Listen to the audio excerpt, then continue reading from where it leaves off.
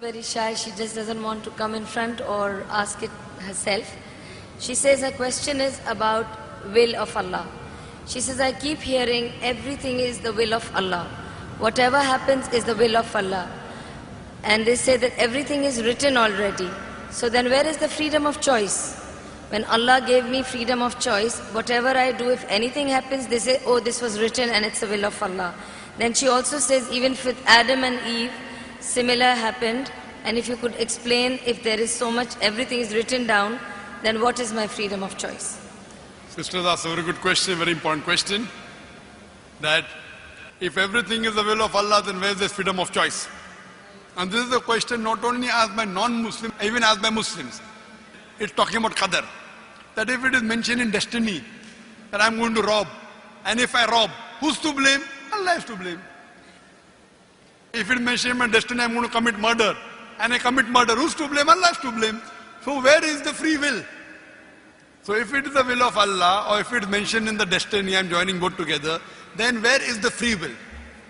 The reply to this question is, it's compulsory that every Muslim should believe in qadar, but you should understand what is the meaning of destiny.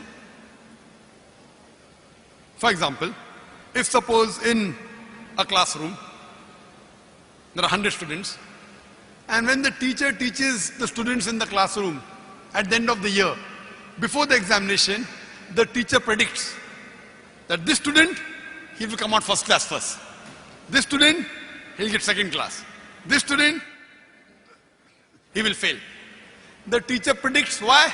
He knows that this student is very studious, always does homework, does extra studies. This average student, second class.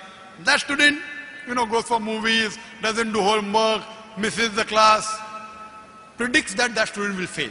Now once the examination takes place, after the results come out, this student gets first class first, this student gets second class, that student fails.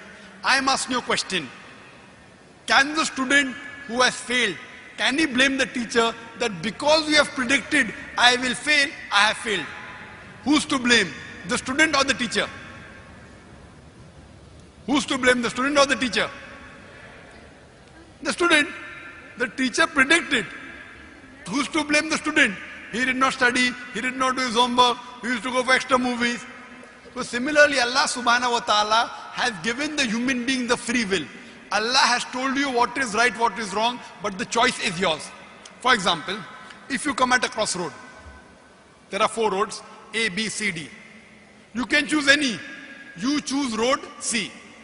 So Allah knows in advance that when you come at crossroad, you will choose road C. So Allah writes, when the person comes at the crossroad, he will choose road C. So it is not because Allah is writing that you are choosing, because you will be choosing, Allah is writing. It is not because Allah is writing that you are choosing road C. It is because you will be choosing road C. Allah is ilme ghaib. He has knowledge of the future. He writes in advance. After you choose road C, you come at another crossroad, 5 roads, 1, 2, 3, 4, 5. Like after you pass the 12th standard, you can become engineer, you can become doctor, you can become businessman. You choose to become a businessman. Choice is yours. But Allah knows in advance that after you pass standard 12th, you will choose to become a businessman. It is not because Allah is writing that you are becoming a businessman. Because you wanted to become a businessman, Allah is writing in advance. And what you understand here, that if Allah wants, He can easily change it. For example, if in a classroom, in the mathematics examination, the teacher gives the paper 2 plus 2 is equal to how much? Now why she is supervising, the student writes 2 plus 2 is equal to 5. The teacher will not correct, the teacher can correct. But if the teacher corrects, you will say the teacher is unjust. If teacher says, don't write 5, write 4. All the other students will, this is examination. Why are you interfering?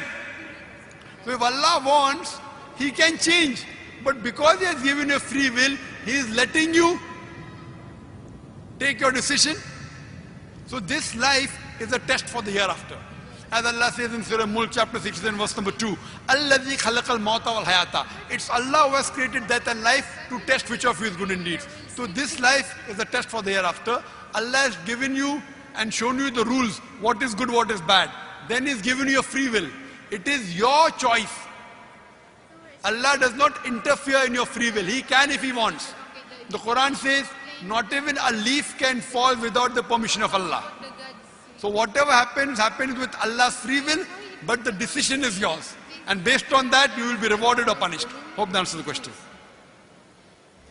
We'll have the next question from the brother's mic in the center.